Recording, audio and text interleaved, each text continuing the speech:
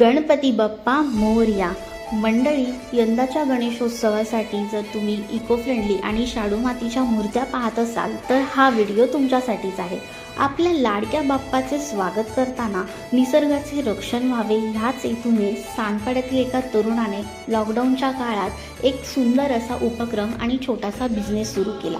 लाल माती, शाडू आणि कागदाच्या लगद्यापासून बनवलेल्या या 100% इको फ्रेंडली गणपतीच्या मूर्त्या आहेत.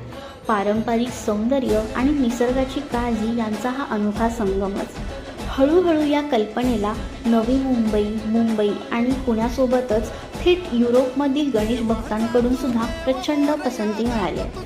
सांगपाड्याचा बाप्पा आता थेट साता समुद्रापार पोहोचलाय.